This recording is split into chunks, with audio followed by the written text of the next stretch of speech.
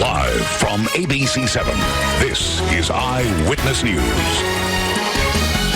Right now at 11 a.m., L.A. County will pay a huge settlement over the death of Anthony Avalos. We're live with the details announced just a short time ago. Plus, as gas and food prices soar, could inflation be slowing? What the new economic data shows. And cooler today, we could see some windy conditions this afternoon. Brianna has the details for you. Good morning. It is Eyewitness News at 11 a.m. live on ABC 7, Hulu Live, and wherever you stream. I'm Philip Palmer. And I'm Giovanna Lotta. We are learning more about the landmark settlement in the civil lawsuit against L.A. County regarding the death of 10-year-old Anthony Avalos. The boy was killed in 2018, allegedly tortured to death by his mother and her boyfriend. Eyewitness News reporter Leo Stallworth is live in downtown L.A. with more on the announcement today. Leo? And a landmark settlement it is. I'm with Brian Claypool. He is the attorney for the family of that 10-year-old precious boy, Philip, as you mentioned, who was murdered back in 2018. The boy's mother, her boyfriend, accused of the unspeakable crime. And Mr. Claypool, you just held a news conference. You were telling us that the family of that precious boy and the county reaching a settlement agreement, this on the heels of a wrongful death lawsuit filed against the county. What are we talking about here?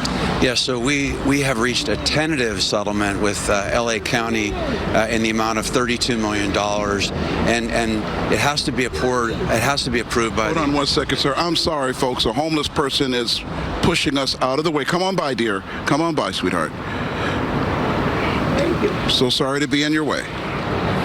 Okay, we can start that over. That $32 million settlement, tentative settlement agreement. Let's talk more about that. Yeah, we fought 3.5 years for Anthony and actually got this from the family today. And today's about making change in honor of Anthony. Anthony didn't smile much when he was being tortured and abused and ultimately murdered. But today he is smiling in heaven because we have reached a tentative settlement with the LA County Board of Supervisors in the amount of $32 million. Has to be approved by the board, but we are confident it will be approved by the board. And this is the first step in making change to make sure this doesn't happen to other kids.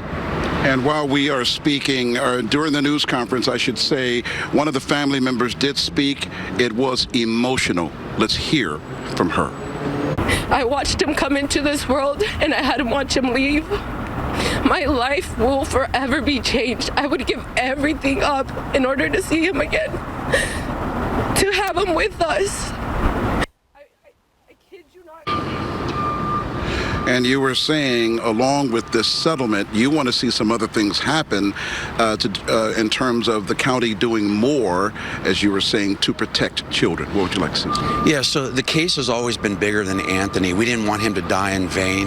So I'm going to be reaching out to state legislators on a couple of new laws that we need in California. One, for example, is it has to be mandated that there's communication between LA County DCFS, LA County Department of Mental Health, and any outside agencies that they hire, like Hathaway, Sycamores. We found out in this case that there was zero communication between DCFS and Hathaway when Anthony was sent there for counseling. So how can you adequately give these kids counseling if you're not communicating? So that's just one law we want to have changed. Another one, too, has to do with allowing these kids to report abuse when they turn 18 and not when they're minors. Oftentimes, LA County DCFS avoids any liability because these kids are forced to report it within 6 months, but they can't do that because they're reporting their parents and they're probably going to be abused more. Thank you so much for your time, sir. We really appreciate it. Mr. Claypool, I'm going to send it back to you, Philip and Giovanna, in the studio. Thank you. All right. Leo, thank you.